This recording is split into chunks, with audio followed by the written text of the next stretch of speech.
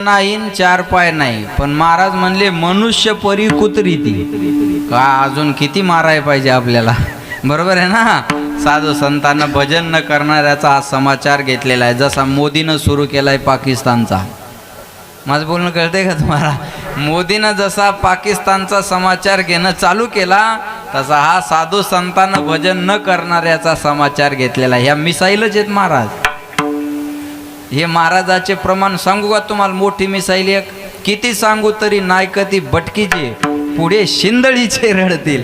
ह्या मिसाईलच आहेत साधू संताकडच्या, आणि ह्या माणसं नीट करण्यासाठीच आहेत. त्या मिसाईल पाकिस्तान नीट करण्यासाठी आणि ह्या मिसाईल माणसं नीट करण्यासाठी. विठाला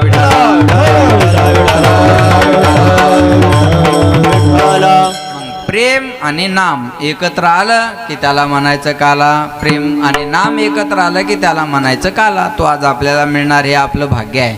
लक्ष देऊन ऐका. भगवंताचा अवतार कार्य या अभंगामध्ये सांगितलेलं आहे. भगवान अवतार घेतात. आता फार लक्ष देऊन कीर्तन ऐका बरं का. भगवंतानं अवतार का घेतला? भगवंताला अवतार घेण्यामागं कारण काय?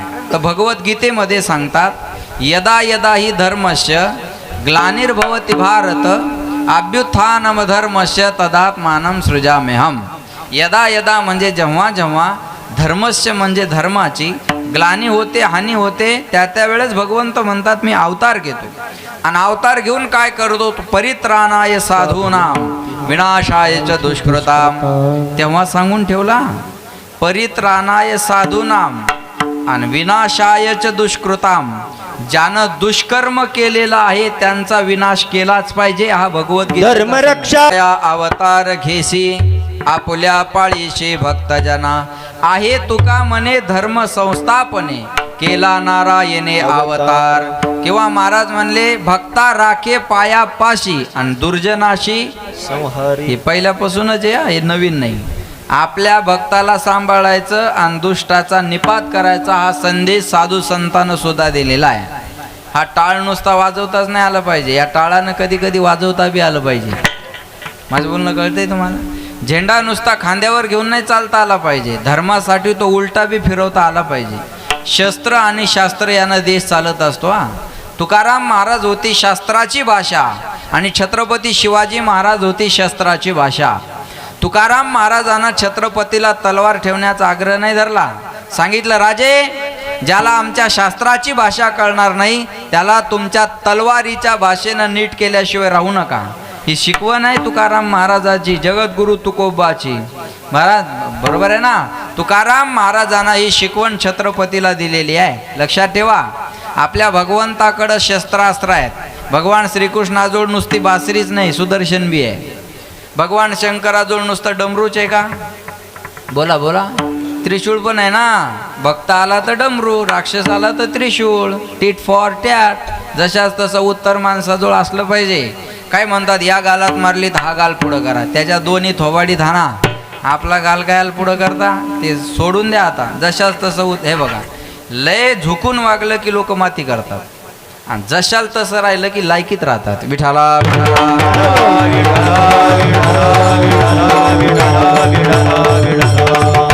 म्हणून शस्त्र आणि शास्त्र यानं देश चालत असतो. लक्षात ठेवा. म्हणून आम्ही साधूचं रक्षण आणि दुष्टाचं निर्दलन करण्यासाठी आमचा अवतार आहे.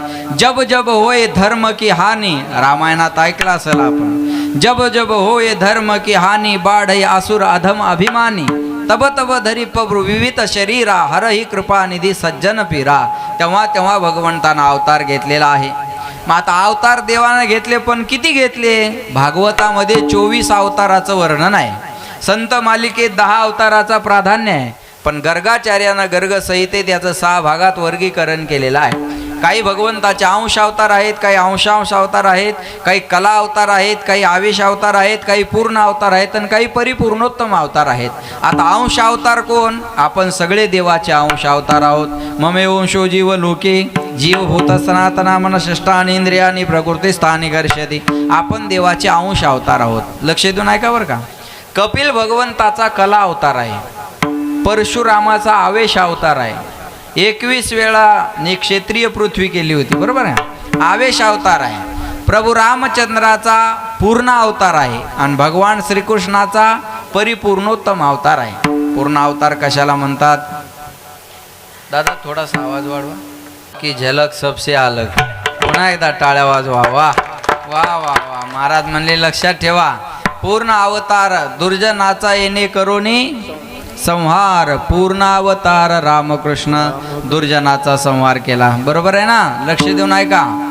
दुर्जनाचा संहार करण्यासाठी पूर्ण अवतार आणि परिपूर्णोत्तम अवतार. आता पूर्ण अवतार म्हणजे काय? लक्ष देऊन ऐका. कार्य करण्याची क्षमता आहे. थोडंसं हे मॉनिटरवर.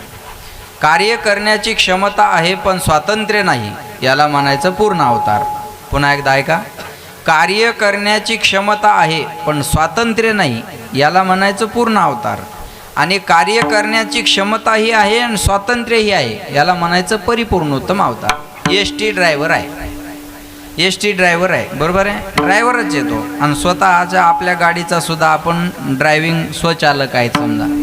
आता एसटी ड्रायव्हरनं समजा आता तो कुठला देवणीचा आहे आणि तो उदगीरवरून आला.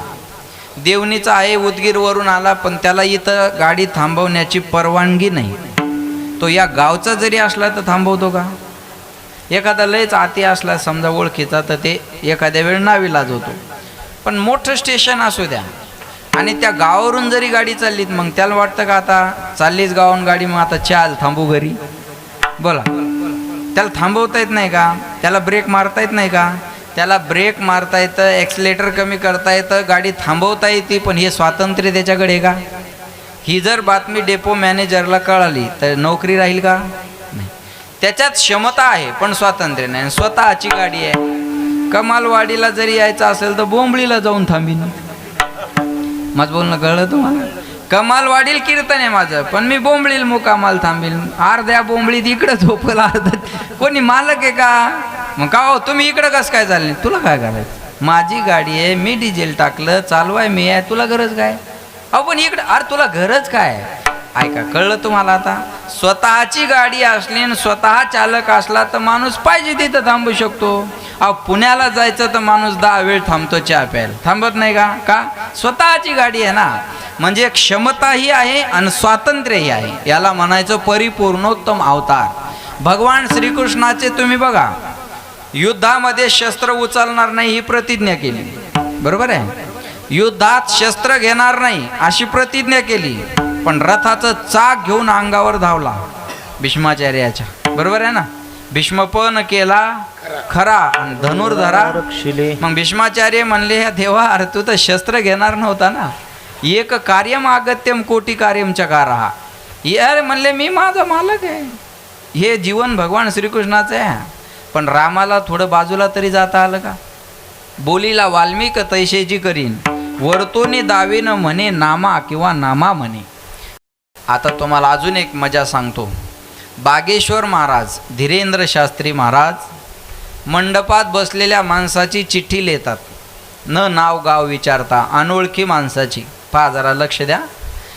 अनोळखी माणसाची चिठ्ठी लिहितात आणि पेंडॉलमधल्या त्या माणसाला उठवतात आणि त्यांचं लिहून झाल्यानंतर, बघा बरं का, चमत्कारच आहे हा बी. त्यांचं लिहून झाल्यानंतर त्या माणसांना उठवतात आणि ज्या माणसाला उठवलं त्याचंच नाव निघतं आणि त्याच्याच घरच्या समस्या आणि त्याच्या घरी परिवारात काय काय अडचणी आहे त्या चिठ्ठीमध्ये निघतात. आपण पाहिलं. आश्चर्यच आहे का नाही? आश्चर्यच आहे. याला अभ्यासच लागतो, याला शक्तीच लागते. हे आश्चर्यच आहे. पण ऐका, मी याच्या पुढचं आश्चर्य सांगतो तुम्हाला. धीरेंद्र शास्त्री महाराजांना माझ्या समोर बसलेल्या, मंडपात बसलेल्या, जन्माला आलेल्या माणसाची चिठ्ठी लिहिली, जशाला तशी निघली. पण आमच्या वाल्मिकानं जन्माला न आलेल्या रामाची चिठ्ठी अगोदर लिहून ठेवली होती. कळलं माझं बोलणं? जन्माला यायचंच राहिलं आणि अगोदर सगळं लिहून ठेवलं आणि तसं तसं देवाला वागावं लागलं. हे 50 धीरेंद्र शास्त्री एकत्र करावं लागतील तरी बरोबरी होणार नाही. हे हो, लक्षात ठेवा. महाराज मला काय सांगायचं, लक्षात आलं का? मग रामचंद्राला चाकोरी सोडून जाता आलं नाही. लक्षात घ्या, याला म्हणायचं पूर्ण अवतार. प्रभू रामचंद्रात सामर्थ्य नव्हतं का अजून 1-2 बायका करायचं? अहो चहाच्या टपरीवाले 3-3 करायला लागले. तो तर राजा होता ना. बरोबर आहे? सामर्थ्य नव्हतं. पण वाल्मिकानं जी आचारसंहिता घालून दिली त्या आचारसंहितेच्या बाहेर प्रभू रामचंद्राला जाता आलं नाही.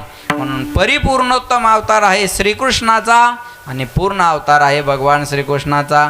मग भगवंतानं अवतार किती घेतले तर अनंत अवतार घेशी भक्ता कारणे, भक्ता कारणे. जे येईल ते म्हणा, नाही शब्द आले तर ना नाऱ्या ना ना ना ना. हा स्वरा स्वर मिसळून द्या, आपल्या पार्टीची इज्जत मी जाऊ देणार नाही. कुछ तुम जाने कुछ हम जाने, अंदर की बात राम जाने. विठाला विठाला. भगवंतानं अनंत अवतार घेतले. महाराज म्हणले अवताराच्या राशी तो परमात्मा आहे. आणि लक्ष देऊन ऐका, देव नटला नाना परी, भरून उरला चराचरी. अनंत अवतार देवानं घेतलेले आहेत. त्यापैकी एका अवताराचं वर्णन आजच्या अभंगात तुकोबाराय करतात. ऐका, देवकी आणि वसुदेव आहे. कंसाची चुलत बहीण आहे देवकी. देवकी उपवर झाली आणि कंसानं आपल्या बहिणीचा विवाह करायचं ठरवलं. कुणाला द्यावी आपली बहीण? मग त्यांचे बालपंच मित्र होते वसुदेव. वसुदेव देवकीचा विवाह सोहळा झाला आणि दुसऱ्या दिवशी गावातून थाटामाटात आनंदानं वरात निघाली. वरात कळते ना सगळ्यांना? वरात कळते ना? तेवढंच कळतं म्हणावं, बघितलं काही कळत नाही. गावातून आनंदानं वरात निघाली आणि ऐन गावाच्या मधोमध वरात आली आणि त्या वरातीमध्ये एक थोडासा आवाज द्या. त्या वरातीमध्ये एक विरजन ट्रबल द्या. त्या वरातीमध्ये एक विरजन पडलं. काय झालं? गावाच्या मधोमध वरात आली आणि त्या वरातीमध्ये विरजन पडलं. आकाशवाणी झाली, हे मूर्ख कंसाच्या बहिणीची तू एवढ्या आनंदानं वरात काढत आहे, हिच्या पोट येणारा 8वा मुलगा तुझा वध करणार आहे. आकाशाची वाणी सांगत असे कंसा, माने हा भरवसा बोलण्याचा. आकाशवाणीनं सांगितलं, कंसा तुला मायावर भरोसा नाही का? माझ्यावर विश्वास ठेव, हिच्या पोट येणारा 8वा मुलगा तुझा वध करणार आहे. आकाशाची वाणी सांगे सकळ अशी, तळमळ मानशी करू नका, देवकीच्या गर्भा येईल भगवान. बरोबर आहे? महाराज म्हणले तळमळ करू नका. आता थोड्या वेळात कीर्तन संपणारच आहे. हां, लक्ष देऊ नये का? तळमळ करू नका, देवकीच्या पोटी 8वा जन्माला येणार आहे. आकाशवाणी झाली. कंसाला वाटलं आता हिच्या पोटी येणार 8वा जर मला मारणार आहे तर हिला कशाला जिवंत सोडायचं. घेऊन या खडग माराया धावला, पण हात तो धरीला वसुदेवे. वसुदेवानं हात धरला आणि सांगितलं, वेड्या ही तुझी बहीण आहे. बहिणीला मारल्यानंतर तुझ्या नावाला कलंक लागेल. मरावं तर कधी ना कधी लागणार आहे, फक्त कलंकित होऊन मरू नका. हे बघा, मेल्यावर काही मागे राहणार नाही. आपले कपडे जाळून टाकणार, राख नेऊन टाकणार, हाडं नेऊन टाकणार. तुमच्या इकडे हाडं कुठे नेऊन टाकतात? बोला ना. तुमचे नेले नाही का अजून? बरं, नेल्यावर तुम्ही सांगायला यायचे नाही. गंगाखेडला का? आमच्या गावातल्या एका पोरानं बापाचे हाडं काशीला नेली होती. त्याला म्हणलं, का रे बापाचे हाडं एवढ्या लांब काशीला नेऊन कशाला टाकली? तो म्हणे, या नालायकाच्या हाडाचा वारा पुन्हा महाराष्ट्रात आला नाही पाहिजे. एवढं लोकांचं चांगलं केलं म्हणे यानं. एवढं तिरस्कृत जीवन जगावं याच्यासाठी नरदेह मिळालेला नाही. आला या नरदेह हात तर काही चांगलं काम करा. महाराज लक्षात ठेवा, जन्म मिलना भाग्य की बात है, मृत्यू होना समय की बात है. मृत्यू के बाद भी लोगों के दिल में जीवित रहना ये किए हुए कर्मों की बात है. मेल्यानंतर सुद्धा लोकांच्या हृदयात घर करून राहणं ही केलेल्या कर्माची पावती आहे. हे लक्षात ठेवा. कर्म चांगलं करा. ते कर्म केलं छत्रपतीनं, बरोबर आहे? आपण पाहिले नाही शिवाजी महाराज डोळ्यानं, पण सांगू तुम्हाला, 450 वर्ष छत्रपतींना जाऊन झाले. लक्ष देऊन ऐका बरं का. पण आजही त्यांच्या विरोधात जर एखादा शब्द कोणी बोललं तर त्याला कुत्र्यासारखा मार खावा लागतो. आपल्या थोबाडीत हाणून जातात तर आपलं FRI कोणी घेत नाही. माझं बोलणं कळलं तुम्हाला? शिवाजी महाराज डोळ्यानं पाहिले नाही, पण आज त्यांच्याबद्दल एखादी पोस्ट करा नाही तर वक्तव्य करा, त्याला कुत्र्यासारखा मार खावा लागतो आणि त्याची दखल घेतल्या जाते.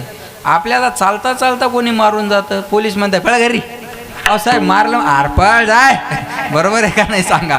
हे आपलं कर्तृत्व आहे. महाराज ते कर्म केलं छत्रपतीनं. म्हणून मी सांगेन तुम्हाला, ऐका, एक घर बांधायला अख्खं आयुष्य जातं. एक घर माझं आत्ताशी कुठं झालं आणि पुन्हा बांधायची इच्छा नाही. बरं का? एक घर बांधलं आहे आत्ता कुठंतरी राहण्यासाठी आणि पुन्हा बांधायची इच्छा. कारण लग्न म्हणतं करून पाहा आणि घर म्हणतं बांधून पाहा. ज्यानं बांधलं त्याला माहीत आहे, बरोबर आहे ना? ज्याला बांधलं त्याला माहीत. एक घर बांधायला आयुष्य जातं अरे वयाच्या 50 वर्षात राजांचे 450 किल्ले आज डोळ्यानं दिसतात, याला म्हणतात कर्तृत्व. सांगू तुम्हाला, पाण्यातला जंजिरा किल्ला पाहायला जा. समुद्रात किल्ला आहे पाण्यात, आणि लाटा त्याच्यावर 400 वर्ष झाले आदळत आहेत. 450 वर्ष झाले त्या किल्ल्याला, त्या लाटा, समुद्राच्या लाटा आदळत आहेत. इंचभरही किल्ला सरकला नाही. आणि आपल्या सरकारनं समुद्राच्या काठावर पुतळा उभारला आणि वर्षात खाली पडला राजांचा. बरोबर आहे ना. छत्रपती शिवाजी महाराजांचं कर्तृत्व आहे. म्हणून मी सांगेल 33 कोटी देवाचे अब्जावधी मंदिर आहेत, पण प्रत्येकाच्या हृदयात ज्यानं मंदिर केलं तो राजा म्हणजे छत्रपती शिवाजी महाराज. केलेल्या कर्माची पावती आहे. एक म्हणे कीर्तनात शिवाजी महाराजाबद्दल बोलता, शिवाजी महाराज काय देव होते का? म्हणलं शिवाजी महाराज देव होते का नाही मला सांगता येणार नाही, पण शिवाजी महाराजामुळं मंदिरातला देव सुरक्षित राहिला एवढं मी गॅरंटीनं सांगेन. मंदिरातला देव सुरक्षित मिळत असेल तर हे उपकार राजांचे. एकच राजा इथे जन्मला, लक्षात ठेवा 33 कोटी देवाच्या अब्जावधी मंदिर आहे, पण प्रत्येकाच्या हृदयात ज्यानं मंदिर केलं तो राजा छत्रपती शिवाजी महाराज आहे. एकच राजा इथे जन्मला, शिवनेरी किल्ल्यावर, माझ्या राजाचं नाव गाजतंय गड किल्ल्याच्या दगडावर. सुंदर स्वराज्य निर्माण केले तलवारीच्या धारेवर, रयतेसाठी वार झेलले आपल्या निधड्या छातीवर. प्राणपणान लढले मावळे भरोसा त्या राजावर, माझ्या राजाचं नाव गाजते गड किल्ल्याच्या दगडावर. आठवण येते मना मनामध्ये भगवा झेंडा दिसल्यावर. जात पात ना धर्म मानिला जगला माणुसकीवर. पुन्हा जन्म घ्या अशी इच्छा शिवभक्ताच्या हृदयावर. माझ्या राजाचं नाव गाजतंय गड किल्ल्याच्या दगडावर. छत्रपती शिवाजी महाराज की. त्या चैतन्याने आपण जागा होण्याची गरज आहे. कर्म मागं राहणार, बाकी काय मागं राहणार. ज्ञानेश्वर महाराज आपण डोळ्यानं पाहिले नाही, पण ज्ञानेश्वरी मागे आहे म्हणून माऊली कळतात. तुकाराम महाराज आपण डोळ्यानं पाहिले नाही, पण गाथा आहे म्हणून तुकोबाराय कळतात. कर्म मागं राहिलं, बाकी काय मागं राहणार आहे. बोला, मेलाव काही ठेवतात का? बोला. आपले कपडे सुद्धा जाळून टाकतात. मोरे महाराज, मी एकाला म्हणलं का हे कपडे का जाळतात? अहो म्हणे महाराज, त्या माणसाच्या आठवणी आपल्याला त्रास देऊ नये ना, म्हणून त्यांच्या वस्तू ठेवायच्या नसतात. म्हणलं मग त्यांनी बांधलेला बंगला जेसीबीन पाडायला पाहिजे.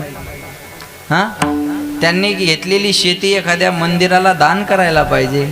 त्यांनी घेतलेली गाडी एखाद्या गोरगरीब महाराजाला द्यायला पाहिजे. बरोबर आहे का नाही? त्या आठवणी नाहीत का? कपडे ठेवायचे कुठं, पुन्हा धुयाचे कुणी? विठाला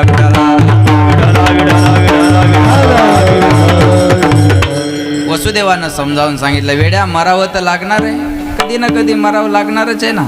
एका गावात मी असंच सांगितलं, ह्या गावातली माणसं 8 दिवसात मरणार. तुमच्या बी गावातली मरणार आहे.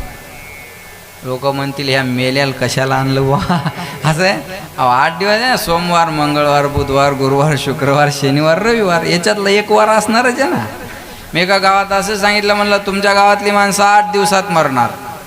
सगळ्या बाया रडायला लागल्या आणि एक मथारी हसायला लागली. कीर्तन झाल्यावर म्हणलं हसायला काय झालं, मरणाची भीती नाही का? आहे ना म्हणे महाराज. म्हणलं मग मी सांगितलं या गावातली माणसं 7 दिवसात मरणार, तुम्ही तर खुशाल हसायला लागल्या. मी या गावची नाही म्हणे, मी देवणीची आहे. हां, म्हणलं तू का बेयाल राहणार आहे? बरोबर आहे का नाही? जावं सगळ्यांना लागणार आहे, जो आला तो जाणार आहे, पण कलंकित होऊन मरू नका. सांगितलं वेड्या बहिणीचा हत्यारा म्हणून लोक ओळखतील तुला, मग काय करायचं? म्हणे ये बघ, समजावून सांगण्याच्या पद्धती आहे.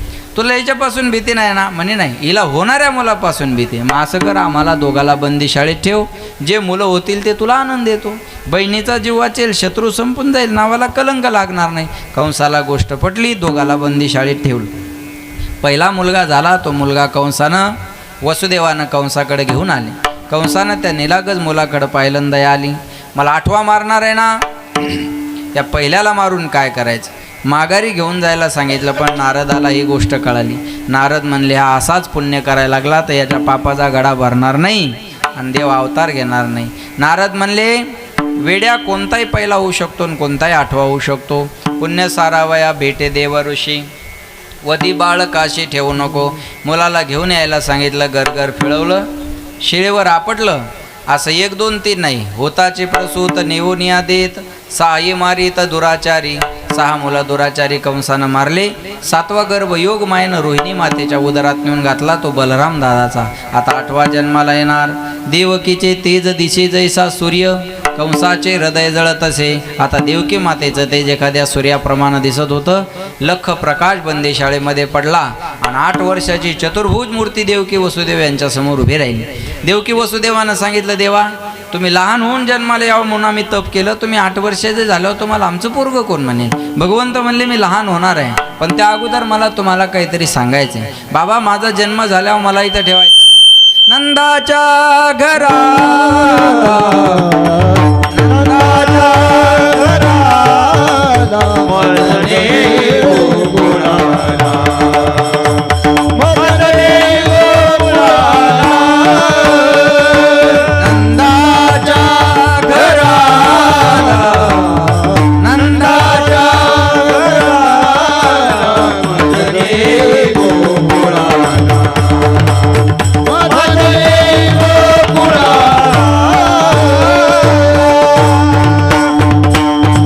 बाबा मला इथं ठेवायचं नाही, मला कुठं न्या, नंदाच्या घराला मजने गोकुळाला. मला नंदाच्या घराला घेऊन जा, तिथं माया जन्माला असेल तिला इकडे घेऊन या. बोलणं सोपं आहे, करणं अवघड आहे. बोल बोलता वाटे सोपे, करणी करता रिकामी जागा कापे. एवढ्या छोटीच वाडी आहे ना आपली, का मोठी आहे? हॅलो, किती लोकसंख्या आहे अंदाजे सांगा, कमी जास्त चालेल? 2000, 1000, 2000, बरोबर. तरी पण छोटंच गाव आहे का नाही? मग कमालच आहे ना कमालवाडीची. एवढ्या छोट्या कमालवाडीनं एवढा मोठा सप्ताह करणं ही कमाल आहे का नाही? कार्यकर्त्यासाठी एकदा जोरदार टाळ्या वाजवा. हां, ही सोपी गोष्ट नाही महाराज. हां, याच्यात चुका काढणं सोपं आहे. महाराज येऊ नव्हता पाहिजे, पखवाजात येऊ नव्हता पाहिजे, गायक येऊ नव्हता पाहिजे, माईक तेव नव्हता पाहिजे, साऊंड इकडं पाहिजे होता, भोंग्यात तिकडं पाहिजे होता. भोंग्यात घेऊन जाय, भोंग्यात या घरी, आणि येऊ नको पुन्हा इकडे. काय चौकशा करता तो माणसं? बरं, जास्त देणारे बेजार करत नाही. आता हे 3ही यजमान मला काही भेटले नाही बिचारे. काय नाव आहे यांचे? हे बघा, हे महादेव दादा येनगे, उत्तम दादा गौडगावे आणि विक्रम दादा येनगे. कोण आहे तिघं? हे तुम्ही तिघं आहे का? बघा, ते काय मला भेटले नाही आणि बोलले बी नाही आणि म्हटले पण नाही आम्ही तुमचं सौजन्य घेतलं. एवढं देऊन नावाची अपेक्षा नाही. जे 11 रुपयाची पावती फाडतं ते लई बेजार करतं. 11 रुपये पावती फाडणार, पाहुण्या रावळ्या सगट पंक्तीला जेवा येणार, तांब्यात बुंदी घालून कुत्र्याला वाढण नेणार आणि पुन्हा हिशोब विचारा तयार राहणार. किती उरले? त्याला म्हणायचं तू 11 घेऊन जाय, आम्ही उरलेल्याचं पाहून घेऊ, चाल निघेतून. अरे 50 माणसाचं खाऊन गेला सन, 200 देऊन गेला सन, पुन्हा हिशोब विचारायला लागला. बरोबर आहे का नाही? जास्त देणारं बेजार करत नाही, कमी देणारं लय बेजार करतं महाराज. पण मला सांगायचं एकच आहे, जे देणारे आहेत म्हणून कार्यक्रमात सिंहाचा वाटा 2 माणसाचा असतो. एक सौजन्यदाते आणि दुसरा अन्नदाते. त्या दोघांसाठी पण जोरदार टाळ्या सर्वांनी वाजल्या. विठाला विठाला. बोलायला सोपं असतं महाराज, हे पळणं सोपं आहे का? अजिबात सोपं नाही. मी आल्यावर घरी एकदा म्हणलं कारभाऱ्याला 7ला उठवा. 7ला उठवल्यावर म्हणलं थोडंसं झोपू द्या, 7:30ला उठवा. 7:30ला उठवल्यावर म्हणलं आता लास्ट 8:30ला उठवा. पुन्हा 8:30ला उठवल्यावर म्हणलं नाही आता एकदा 9ला उठवा. हे काही सोपं आहे? रात्रंदिवस पळणं झोपच नाही ना मला. बरं, 1-2 दिवसाचा असेल तर माणूस कंटिन्यू जागेल, काय अडचण नाही. पण कंटिन्यू वर्षभर आहे नाही, 2 अन् 3 अन् 4 तासाची झोप आहे, हे सोपी गोष्ट असते का? सोपं नाही. जया अंगी मोठे पण तया यातना कठीण. एवढं सोपं नसतं महाराज. आम्ही दोघं सोबतच गाड्या काढल्या करून. आम्ही 15 मिनटं अगोदर पोहोचलो मग शिवाजीराव आले. एवढं फास्ट चालवावं लागतं. विठाला.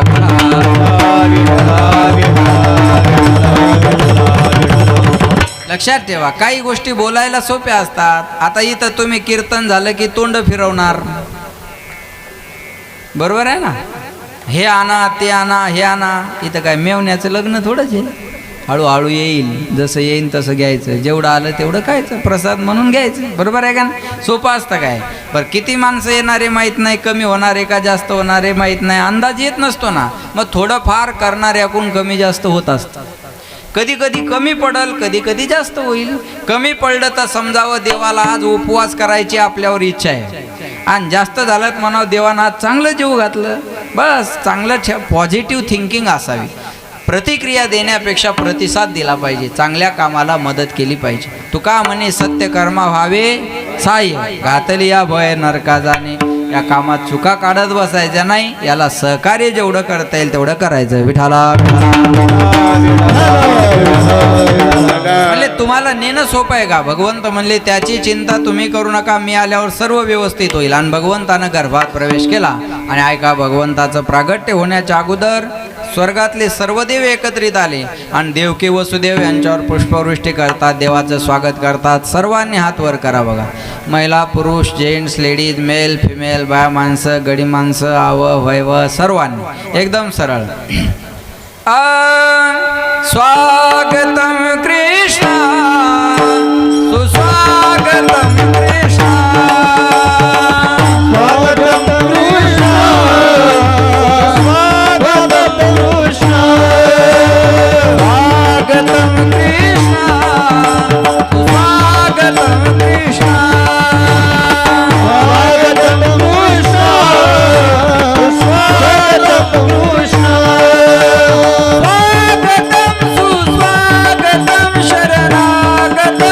कृष्ण,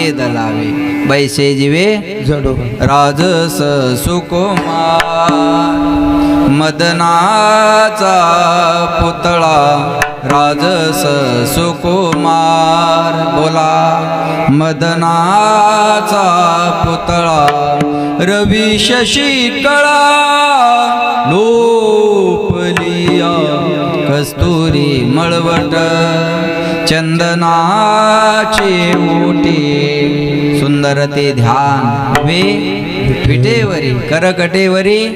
एवढा तो परमात्मा सुंदर. गवळणी जायच्या मुलाला पाहायच्या आणि बाहेर येऊन चर्चा करायच्या, काय सुंदर पोरग आहे. आता एवढं सुंदर म्हणल्यावर कुणाला वाटतं जाऊन बघावं, पण बाळांपणाच्या टायमाला महिला जाऊ शकतात, पुरुषांना जाता येत नाही.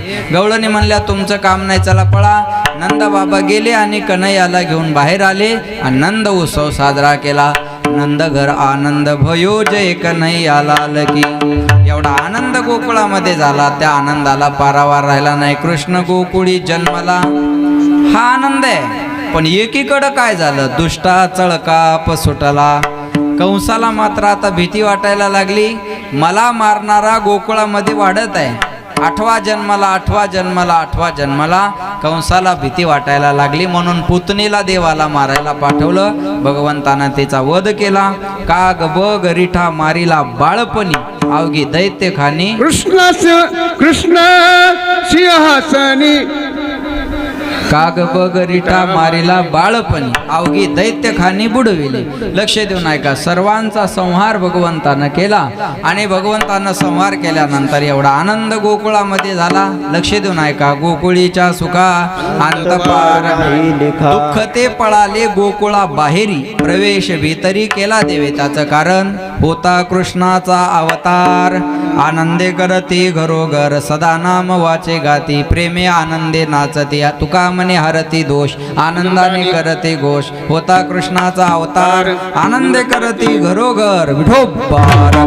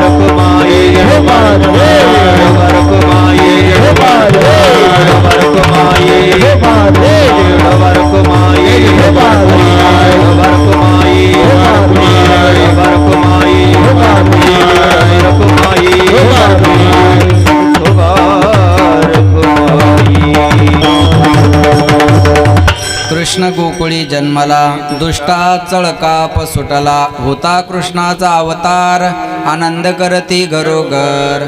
एवढा आनंद त्या गोकुळामध्ये आहे, त्या आनंदाला पारावार राहिला नाही. आणि लक्ष देऊन ऐका, वेळ कमी असल्यामुळं देवानं रांगाय सुरुवात केली. तळवे तळहात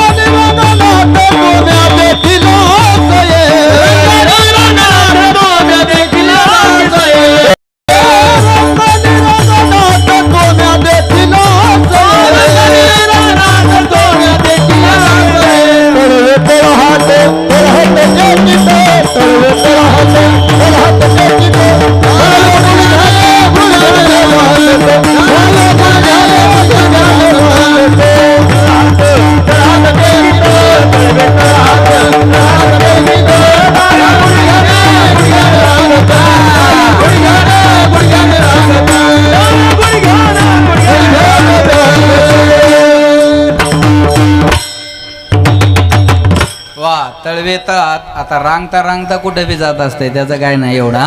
तळवे तळात टेकीत डाव्या गुडघ्याने रांगत कन्हैयानं रांगाय सुरुवात केली. आणि रांगत असतानाच खोड्या करायला सुरुवात.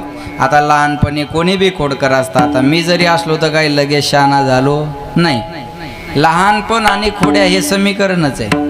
लहानपण आणि खोडी हे काही वेगळं आहे का? अहो, लेकरू जेवढं खोडकर तेवढा आनंद देणारा असतं, बरोबर आहे ना. उगं म्हाताऱ्या माणसाईनं पोरायवर वजन टाकायचं नाही. आम्ही का तुमच्यासारखे होतो, तू का साधा होता. सऱ्या कमलवाडीला तो हा बायोडाटा माहिती होतो, काय कमाल केलेली आहे, बरोबर आहे ना. लक्षात आलं का? वय वाढल्यामुळं लोक बोलत नाही एवढा त्याचा अर्थ आहे. लहानपणी खोड्या केल्या नाही असा माणूस आहे का? किती खोडकर लेकरं असतात. ऐका, माझी छोटी मुलगी आहे, मला म्हणे पप्पा मला नवीन ड्रेस आणा. म्हणलं बाळा हा फाटू दे मग नवीन आणू. फाळडा तिनं आणा म्हणे. लेकराचं काय फाळडा ना ना म्हणे. एक पोरगं बापाला म्हणे बाबा मला बुलेट गाडी पाहिजे. बाप म्हणे देवान दोन पाय कशाला दिली. म्हणे एक किक माराय आणि एक गिअर टाकाय. काय बोलणार आहे तुम्ही. एक पोरगं शाळेत गेलं, त्याचे मास्तर त्याला म्हणले बाळ्या नंदुरबार कुठे सांग. तिकडे आहे ना धुळे जिल्ह्याकडे. नंदुरबार कुठे सांग. पोरगं म्हणे थांबा पप्पाला फोन लावतो. ते बाप म्हणे अरे नंदुरबारचा आणि पप्पाला फोन लावायचा काय संबंध आहे. आपल्या पप्पाला सगळे बार माहिती आहे म्हणे. जाईल कळलं त्याईल धन्यवाद. बाकीच्या प्रसाद घेतल्याशिवाय जाऊ नका. लक्षात ठेवा. महाराज म्हणते लेकरू जेवढं खोडकर तेवढा आनंद देणारा असतं. कन्हैया एवढे खोडकर होते, एखाद्या गवळणीनं रांगोळी काढली ना तर लघवीनं दुसरी रांगोळी काढायची. अष्टदळ काढिले अंगणी वरी मोते चक्रपाणी. घोड्या केल्या कन्हैयानं. एवढे खोडकर रांगत असताना चोऱ्या केल्या. हा बा रांगत रंगणे चोरीत लोणे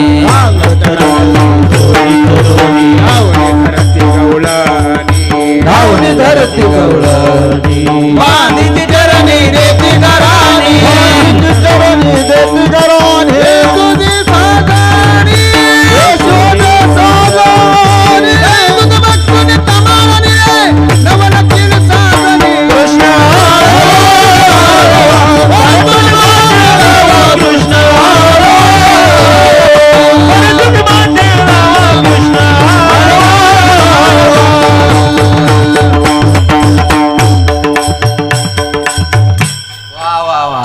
रांगत असताना देवानं चोऱ्या करायला सुरुवात केली. आता चोरी केली हे महत्वाची नाही, कशाची केली हे महत्वाचे आहे. मायबाप मुलाला मारतात, त्या मारण्याकडे न पाहता का मारतात याच्याकडे लक्ष दिलं पाहिजे. साधू संत एखाद्याला रागावून जर बोलत असतील तर त्याच्या मागं काहीतरी हित असतं, त्याच्यात हित असतं, बाकी काय असतं. तसं महाराज म्हणले देवानं चोरी केली हे महत्वाची नाही, कशाची केली हे महत्वाचे आहे. हरिने माझे हरिले चित्त हरिने माझे हरिले चित्त हरिने माझे हरिले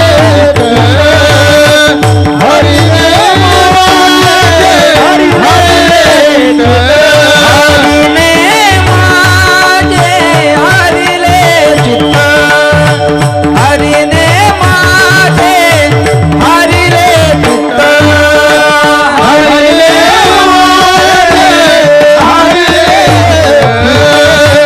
हरिले हरिले भारवीत विसरले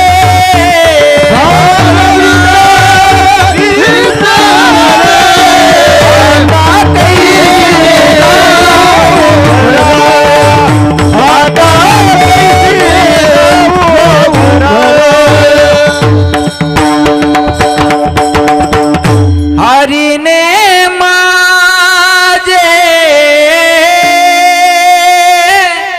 हरिले चित्त चित्त चोरीले नंदाच्या नंदने तुका म्हणे येणे गरुड ध्वजे. देवानं चोरी केली पण चित्ताची केली. आता काही गवळणीला खोड्या आवडायच्या आणि काही गवळणी यशोदा मातेकडे घरानं घेऊन यायच्या. यशोदे कृष्णाशी सांगावे गोकुळी राहावे का जावे गोकुळी राहावे का जावे. यशोदे तुझ्या पोराला काहीतरी समजून सांग. अगं मोठ्याचा आला गाडा गरीबाचं झोपडं मोडा. तुम्ही श्रीमंत माणसं, तुम्हाला आम्हाला बोलता येत नाही, पण तुझ्या पोराला समजून सांग ना. आपलं लेकरू खोडकर आहे माया हो, हे दुसऱ्या बाईने येऊन सांगितल्यावर खरं वाटतं का? बोला नाही. जिला खरं वाटतं ती सावत्र असावी. यशोदा माता म्हणायची बाळ सगुण गुणाचे ताने बाळ दिसतय गुजिरवाने काय सांगता गाराने गे गोकुळच्या नारी. श्रीरंग माझा वेडा याला नाही दुसरा जोडा तुम्ही याची संगत सोडा गे गोकुळच्या नारी. तुम्ही लपून याचा भोरा आळ घेता शारंग धरा तुम्ही 12 घरच्या 12 गे कमालवाडीच्या नारी. तुम्ही 12 घरच्या 12 गे गोकुळच्या नारी. बाळ सगुण गुणाचे ताने बाळ दिसतय गोजिरवाने काय सांगता गाराने गे गोकुळच्या नारी. माझ्या पोराचं गारानं सांगू नका. माझं पोरग कसं आहे? सगुण गुणाचं आहे, तान आहे. माझ्या पोराचं गारानं सांगू नका. माझं पोरग माझे आचुडे बचुडे ठकुडे राधे रुपडे पांघरू घाली ती तुकडे माझे आतुडे बतुडे तुडे राधे रुपडे पांघरू घाली ती तुकडे माझे आतुडे बतुडे छकुडे राधे रुपडे माझे आतुडे बतुडे छकुडे राधे रुपडे हरी माझा नेनता तरी त्रिभुवनाचा घोगता हरी माझा नेनता तरी त्रिभुवनाचा घोगता मोईला मोईला मोईला गोपी बाळा माझे आतुडे बतुडे राधे रुपडे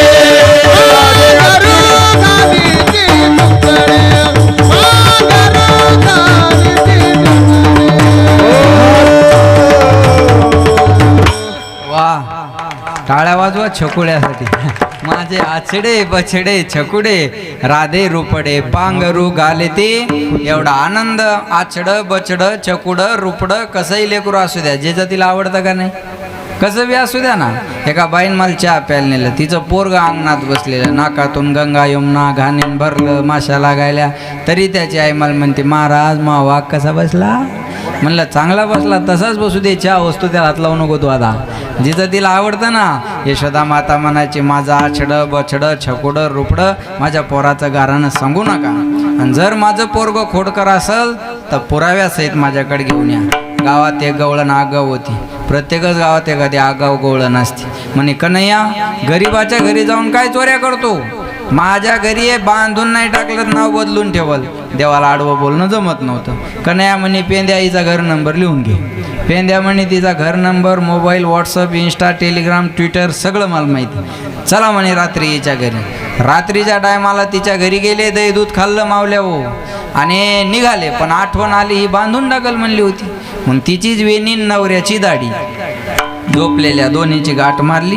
गाठ बाई दोन्हीची बांधोनी आहे का दोन्हीची गाठ मारली पतीची दाढी माझी वेणी दोन्हीची गाठ बांधोनी. तिसरी आली धावणी मने ग बाई काय केली करणी तिसरी आली धावणी मने ग बाई काय केली करणी पतीची दाढी माझी येणी दोईची गाठ देवणी पतीची दाढी माझी वेणी दोईची गाठ देवणी गाठ बाई कुणाची तू घेणा हे पाने बाळा तुझा ताना पटवरी पंखुती नाव ओ यशोदे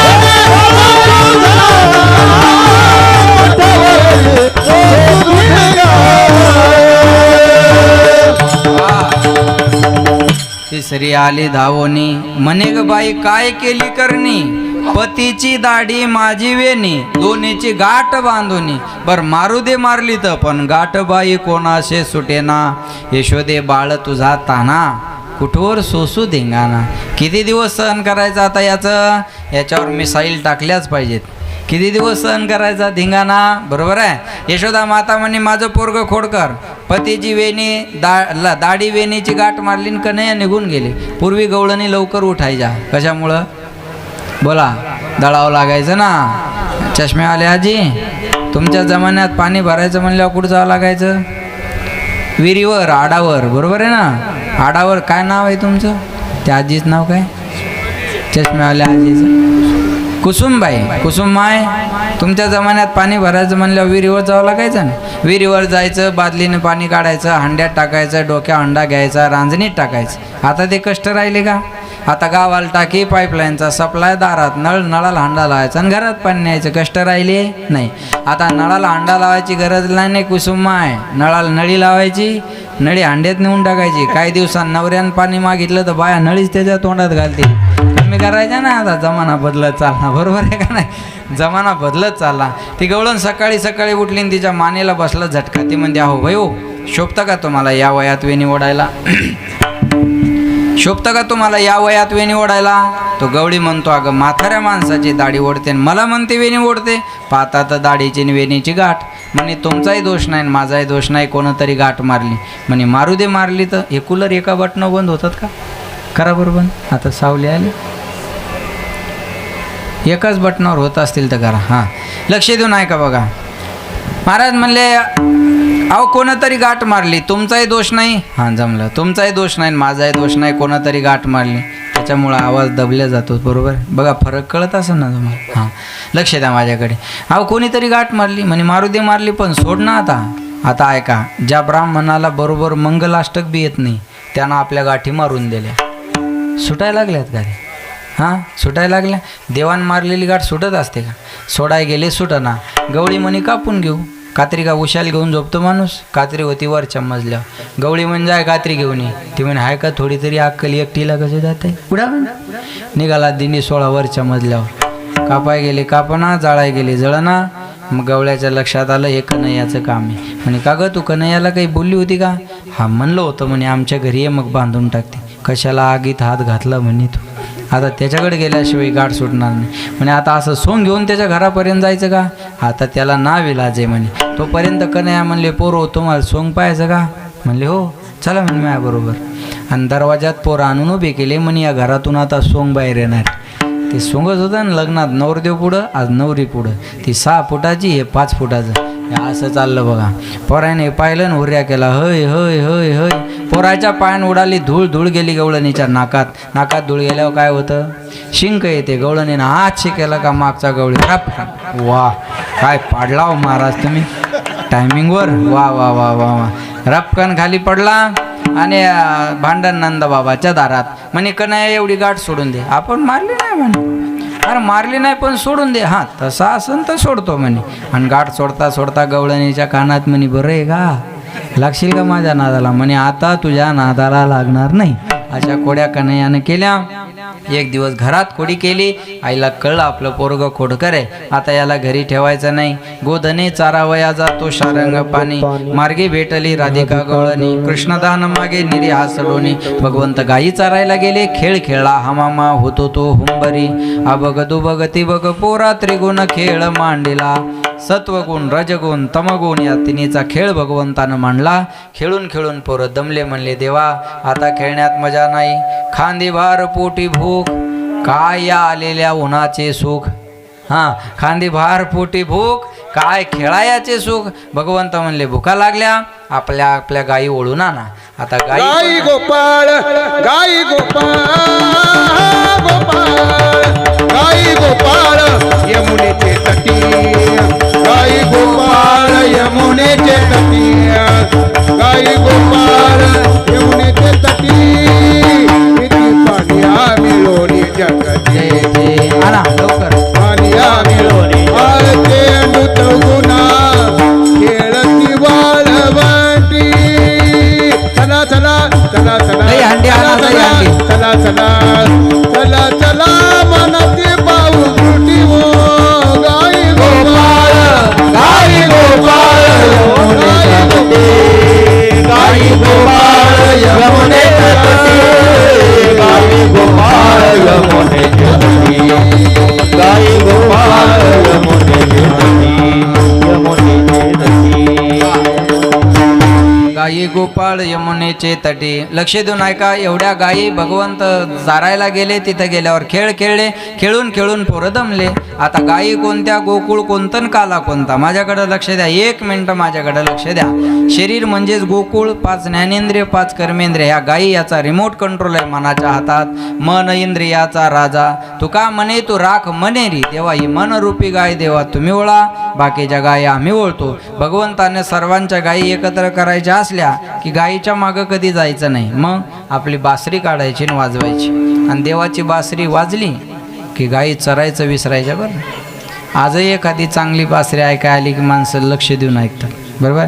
त्या हिरो पिक्चरमधली एक बासरी फेमस आहे बघा. बरोबर आहे ना. पिक्चर बासरी म्हणलं की ती आपल्याला फक्त त्याचा स्वर घ्यायचा आहे. आणा आणा इकडे. भगवंतानं सुंदर अशी बासरी वाजवली.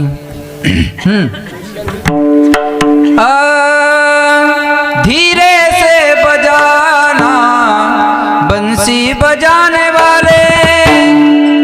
जरा जरा धीरे से बजाना, बंसी बजाने वाले, बंसी बजाने वाले,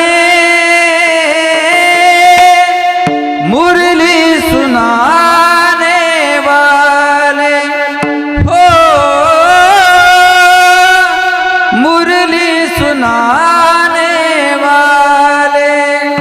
हरि की मुरली बाजी रे, जमुना के तीर बाजे, जमुना के तीर। हरि की मुरली बाजी रे, जमुना के तीर बाजे, जमुना के तीर। आरे सावरिया कैसी वाजवली वाजवली मुरली, आरे सावरिया कैसी वाजवली वाजवली मुरली। ताना सुंदर वासरी वाजवली, सर्वांच्या गायी एकत्र केल्या, सर्वांच्या शिदुऱ्या घेतल्या। माझे तैशी पाय नाही तरी घरा जाय, चोरून या माय नवनीता नावे, तुका म्हणे हरी माझे कोणी नाही घरी। नका करू दुरी माझा पाया वेगळे, खडकी सोडियेल्या मोठा, आजचा दही काला गोमटा। सर्वांच्या शिदुऱ्या घेतल्या, खडकावर बसले, सर्वांच्या शिदुऱ्या एकत्र केल्या। अगोदर मोठे गोपाळ, मग लहान, मग लहान, मग लहान भगवान सर्वांच्या मध्ये बसले। डोक्याला मोरपीस, कमरेला बासरी, खांद्यावर कांबळी, बोटात लोणच्याच्या फोडी, आणि असे मधोमध भगवंत बसले आणि बाकीचे गोपाळ साईडनं बसले। लक्ष द्यावा, जसं स्टेडियम असतं ना क्रिकेटचं, त्या पद्धतीनं सगळे आजूबाजूला एक बेस्टमन मध्ये जसा असतो तसा भगवंत सगळ्यांच्या मध्ये आहे, बाकी सगळे बसलेले आहेत। आणि भगवंतानं तो काला एकत्र केला, त्याचं वर्णन शुकाचार्य भागवतामध्ये एका श्लोकात करतात। बिभ्रद वेणुम जठरपटयो शृंगवेत्रे जगक्षे वामे पानो मसृण कौलम तत्फलान्यंगुलेषु तिष्ठन् मध्ये सुपरिसुरदो हो हास्यन् नर्म विश्वै स्वर्गे लोके मिषदि भूभुजे यज्ञ भुग्बाल केली। गोपाल कृष्ण भगवान सर्वांनी जय जयकार केला। अजीव साम्रावती काला पाहावयाती काल्याची अशी देवजळी झाली माशी। भगवंतानं काला मिळू दिला नाही, तो काला आपल्याला मिळणार हे आपलं भाग्य आहे। आज 7 दिवस झाले, आपण थोडा इको कमी करा ना, आवाज ट्रबल। गेली 7 दिवस झाले आपण हा उत्सव या ठिकाणी साजरा करत आहात, आणि या उत्सवाची सांगता समारोप आजच्या या काल्याच्या कीर्तनानं या ठिकाणी होत आहे। आपल्या या छोट्याशा गावाने खूप मोठा नामयज्ञ या ठिकाणी केलेला आहे। पुन्हा एकदा सांगतो, कार्यकर्ते मंडळीसाठी एकदा जोरदार टाळ्या वाजवा। बघा, असं मोठं काम होण्यासाठी कोणाला तरी झोकून द्यावं लागत असतं, कोणाला तरी आपला वेळ या कार्यक्रमासाठी द्यावा लागत असतो। हे सहजासहजी होत नाही। हां, 2-3 माणसाला पूर्ण वेळ द्यावा लागतो, मग बाकी गाव त्याच्यात सामील होत राहतं। मग त्या 2-3 माणसाचं कौतुक केलं पाहिजे आपण। जे काही 4-5 माणसं असतील पुढं होणारे, त्यांचं आपण कौतुक मानलं पाहिजे। स्वतःचे कामधंदे सोडून ते आज गावाच्या कार्यात वेळ देतात, ही फार आनंदाची गोष्ट आहे।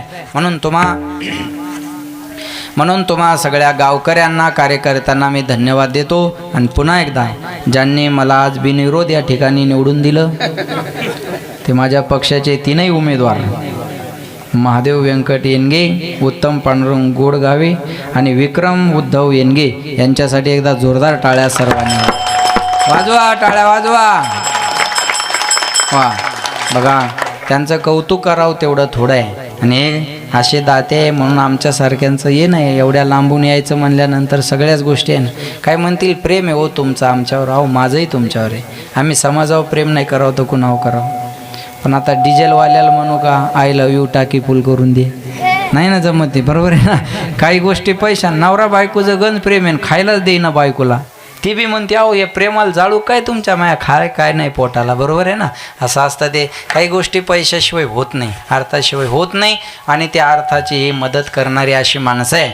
म्हणून मला वाटतं याच्यात ढोक महाराज, समाधान महाराज आणि मी, आम्ही तिघच जरा जड असावेत, बरोबर आहे ना। मग हे सौजन्य जी घेणारी आहेत, पुन्हा एकदा आमच्या या तिघा मंडळीसाठी जोरदार टाळ्या सर्वांनी वाजवा, जोरात टाळ्या। त्यांच्या दातृत्वापुढे ह्या टाळ्या काहीच नाहीत। अहो माणूस लेकरांना 10 रुपये मागितलं तर त्याला 5च देतं, काय करायचे 10 रुपये, हे 5 घेबा झाले। पण ती माणसं धार्मिक कार्यक्रमासाठी होऊन सप्त्याला तुमच्या 10 लाख लागत असतील, एवढे नाही पण धरा, वरचे 6 लाख धरा तुम्ही. 6 लाख रुपये खर्चही आपल्या कार्यक्रमाचा असेल, 30 लाख अजून आपण फायद्यात. बोला, साधा हिशोब सांगितला मी, ह्या रिचाचा 19 भिंगरीचा पुढचा आहे, त्यानं तर नारळी सप्ते होतील महाराज, बरोबर आहे, अमृत महोत्सव होतील, त्याला आहे का कधी विरोध कोणाचा? नाही.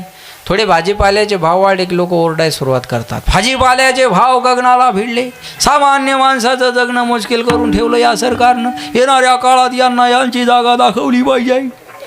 मन असं असतं ना भाषणं, बरोबर आहे का नाही? काय भाजीपाला महाग आहे, 10, 20, 30, 40, 50, 60, 70, 80, 90, 100, लय झालं तर 100 रुपये भाजी एखादी होती भाऊ कधीतरी, बरोबर आहे ना? किती ओरड आहे आपली, एक भाजी 600 रुपये किलो आहे. मला परफेक्ट भाव माहीत नाही, हवामान खात्याचा अंदाज, बरोबर आहे ना? एक भाजी 600-700 रुपये किलो आहे. बरं, रोडच्या कडेल काय AC नाही, काय नाही, लाकूड ठेवलं आणि कोयता घेतला की सुरू धंदा. या भाजीबद्दल ओरड आहे का हो कोणाची? हिचा भाव वाढला म्हणून आंदोलन झालं कधी? या भाजीचा भाव वाढ म्हणून मोर्चे निघाले कधी? या भाजीचा भाव वाढा म्हणून तहसीलला, कलेक्टर ऑफिसला निवेदनं दिले कोणी? या भाजीचा भाव वाढा म्हणून कधी न्यूजला बातम्या? अरे मग ते 600 परवडतं आणि शेतकऱ्याचं 100 का नाही परवडत? मानसिकतेचा दुष्काळ आहे. पैसा नाही म्हणून शाळा सोडणारे भेटतात, पैसा नाही म्हणून दारू सोडणारे नाही भेटत, पैसा नाही म्हणून सप्त्याला मदत न करणारे मिळतील, पण पैसा नाही म्हणून व्यसन बंद करणारे नाही भेटत. एखाद्याला म्हणा वर्गणी देऊ नको पण गुटखा खायचं बंद कर, चल तू वर्गणी मी भरतो, तो म्हणतो का मी खाईन, बरोबर आहे ना? लक्षात ठेवा, मानसिकतेचा दुष्काळ आहे, बाकी कशाचा दुष्काळ आहे. म्हणून चांगल्या कामाला आडकाठी घालत जाऊ नका. एक बोलू तुम्हाला, खोट्या 3 तासाचा पिक्चर काढायचा खर्च 70-80 कोटी रुपये आहे. खोटा 3 तासाचा पिक्चर जर काढायचा असेल 70-80 कोटी रुपयाचा खर्च आहे, आणि त्याला पाहण्याचं 700-500 रुपये तिकीट आहे. खोटं पाहण्याचं तिकीट आहे. आज आपल्याला हे खरं ऐकायला आहे आणि फुकट आहे. देव घ्या कोणी, देव घ्या कोणी, आयता आला घर पुसून. पण तरी माणसं हे पॉम्पलेट पाहतात आणि अशी चर्चा करतात, 8 दिवस झोपू देत नाहीत रे. आता तो मर गावाच्या बाहेर जाऊन पड 8 दिवस, गावात येऊ नको. ह्या दुर्योधनाच्या अवलादी आपल्याची बघा, आपली लोक आपल्या गोष्टीला विरोध करतात. ही शोकांतिक आहे. आता युद्धाची परिस्थिती आहे, युद्ध चालू आहे. एकही मुसलमान म्हणत नाही पाकिस्तान चुकला, पाकिस्तानचा बरं का, पाकिस्तानचा एकही मुसलमान असा म्हणला नाही का पहलगामला झालेला हल्ला चुकीचा आहे, एक बी म्हणला नाही. हा तुम्ही मीडियातल्या बातम्या पहा, पाकिस्तानच्या एकही मुसलमानाच्या तोंडातून असं आलं नाही की पहलगामला झालेला हल्ला चुकीचा आहे. पण भारतातले कितीतरी लोक आज आपल्या मोदीला नाव ठेवायला लागले. मी म्हणतो हे पाकिस्तानचे नंतर मारले पाहिजे, हे देशातले गद्दार पहिले उडवले पाहिजे. या देशातल्या गद्दारांना पहिलं उडवलं पाहिजे महाराज. कारण लक्षात ठेवा, शंभू राजाला पकडलं तर फितुरी आपल्याच लोकांनी केली. ही आपल्याला लागलेली कीडच आहे. फितुरी केली आपल्या लोकांना, म्हणून शंभू राजाला पकडण्यात आलं. आज या देशाचं खातात, या देशात राहतात, आणि गोडवे जर पाकिस्तानचे गात असतील तर पहिलं यांना उडवलं पाहिजे आणि नंतर त्यांचा शोध घेतला पाहिजे. आज आपण जागा होण्याची गरज आहे. अरे आज आपल्या देशावर एवढी परिस्थिती आली, आपण लढू नाही शकत त्या सैनिकाबरोबर, पण आपण चांगल्या सद्भावना तर ठेवल्या पाहिजे, आपल्या चांगल्या सद्भावना तर असल्या पाहिजे. आज आपण आपल्या मिलिटरीच्या जवानाबद्दल, आपल्या सैनिकाबद्दल, लष्कराबद्दल त्यांच्या मागं उभं राहणं गरजेचं आहे. इथं जर कोणाचे पोरं मिलिटरीत असतील तर त्या मायबापासाठी एकदा जोरदार टाळ्या वाजवा, ज्यांनी आपल्या काळजाचा तुकडा या देशाच्या सेवेसाठी समर्पित केला. काल आपले 2 जवान शहीद झाले, एक देगलूरचा आणि एक घाटकोपरचा. आणि जो देगलूरचा झाला शहीद त्याची छोटी पोरगी आहे महाराज, छोटी मुलगी आहे. अरे झोपता वेळेस 2 माणसाची आठवण काढून झोपा रे, ज्याच्यामुळं 2 टायमाचं अन्न खायला मिळतो तो शेतकरी, आणि आपण ज्यांच्यामुळं सुखानं झोपलेले आहोत तो भारताचा सैनिक. मला तो व्हिडिओ पाहिल्यानंतर रडायला आलं. काय अवघं 3-4 महिन्याचं लेकरू कडीला घेऊन बायको जर पतीला शेवटचा अग्निडाव देत असेल तर ही परिस्थिती किती अवघड आहे. जळगाव जिल्ह्यातली परवाची घटना मी कीर्तन करून आलो. जळगाव जिल्हा पाचोरा तालुका खेड गावचा 5 मेला लग्न झालं पोराचं, मनोज पाटील त्याचं नाव. 5 मेला लग्न झालं, हळदही फिटली नाही हो, हळदही अंगाची फिटली नाही, आणि कॉल आला की तुम्हाला सीमेवर हजर राहायचे. महाराज या मायबापाचं कौतुक केलं पाहिजे हो. अरे लेकरासाठी मायबाप कमवत असतात.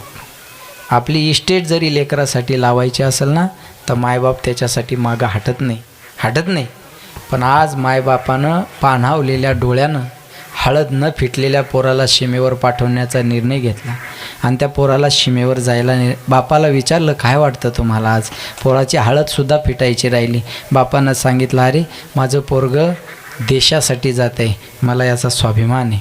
माझं पोरगं देशसेवेसाठी जर जात असेल तर मी त्या हळद फिटण्याला महत्त्व देत नाही. बायकोला विचारलं काय वाटतं तुम्हाला. आज 5 तारखेला तुमचं लग्न झालं आणि आज 7 तारखेला तुमच्या मिस्टरांना सीमेवर बोलवलं. मनोज पाटील पत्नीनं उत्तर दिलं ऑपरेशन सिंदूरसाठी मी माझं कुंकू पाठवत आहे. ऑपरेशन सिंदूरसाठी मी माझ्या कुंकावाला पाठवत आहे. आणि हे बघा या देशाला 2 टायमाचं अन्नधान्य पुरवणारे गरीब शेतकरी आहेत आणि या देशाचं रक्षण करणारे सुद्धा याच गरिबाचे आणि शेतकऱ्याचे पोरं आहे. या महाराष्ट्रातल्या भारतातल्या प्रत्येक नोकरीला विचार करा. सगळ्या नोकऱ्या जगण्यासाठी आहे पण एक नोकरी मरण्यासाठी आहे, ती मिलिटरीवाल्याची आहे. मिलिटरीवाल्याची नोकरी मरण्यासाठी आहे. म्हणून आज आपण आपल्या देशाच्या सैनिकाबरोबर उभं राहणं गरजेचं आहे. महाराज मला कौतुक वाटलं. आम्ही मुसलमानाला विरोध करणारी माणसं नाही, पण आमच्या देशातला मुसलमान डॉक्टर APJ अब्दुल कलामासारखा असावा. आम्ही मुसलमानाला विरोध करणारी नाही, पण आमच्या देशातली स्त्री सोफिया कुरेशीसारखी असावी. अरे योमिता सिंग आणि सोफिया कुरेशी या दोघीनं पहिला हल्ला केला तो 100 किलोमीटर आत जाऊन यशस्वी हल्ला जर पार कोणी पाडला असेल तर त्यामध्ये 2 नारी शक्तीचं योगदान आहे. एक कर्नल सोफिया कुरेशी आणि एक योमिता सिंग. या दोघीनं तो हल्ला केलेला आहे आणि हिंदू मुस्लिम ऐक्याचं दर्शन त्यांनी करून दिलेलं आहे. पण तुम्ही जर या भारतातलं खात असाल, या भारतात राहत असाल आणि भारतासोबत जर गद्दारी करत असाल, मी तर म्हणतो सैनिकाची वाट पाहू नका. आपल्या गावाजवळ असले तर जाग्यावर ठेचा अशी काही होणार नाही. आता मोकळी घे तुम्हाला. आपल्या गावाजवळ असे जर समर्थन करणारे असले तर केस चीन पोलिसाची वाट पाहायची काही गरज नाही. जाग्यावर प्रसाद वाटप करा. कळलं माझं बोलणं तुम्हाला. जाग्यावर प्रसाद वाटपाचा कार्यक्रम झाला पाहिजे, केला पाहिजे, लक्षात ठेवा. म्हणून आज मला एवढंच सांगायचं आहे, ते मरतायत आपल्यासाठी, आपण त्यांच्या मागं उभं राहणं गरजेचं आहे. म्हणून अजिबात देशाच्या विरोधात, सरकारच्या विरोधात आपली एकही कमेंट, पोस्ट आणि व्हिडिओ नसावा.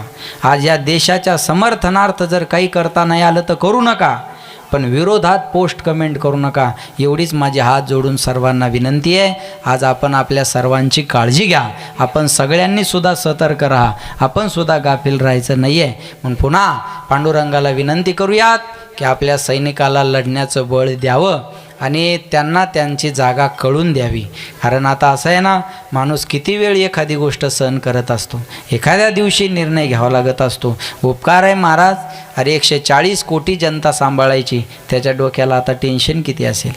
आणि अशा वेळेला काही मूर्ख जर राजकारण करत असेल तर धिक्कार आहे तुमच्या जीवनाचा. ही राजकारण करण्याची वेळ नाही आहे, ही राजकारण करण्याची वेळ नाही आहे. लक्षात ठेवा. अरे एक घर सांभाळायचं आणि चालवायचं म्हणल्यावर कारभाऱ्याला विचारा काय ताण असतो, बरोबर. ज्याला 140 कोटी जनता सांभाळायची आणि देशाला न्याय द्यायचा, त्याची परिस्थिती कशी असेल महाराज, कशी.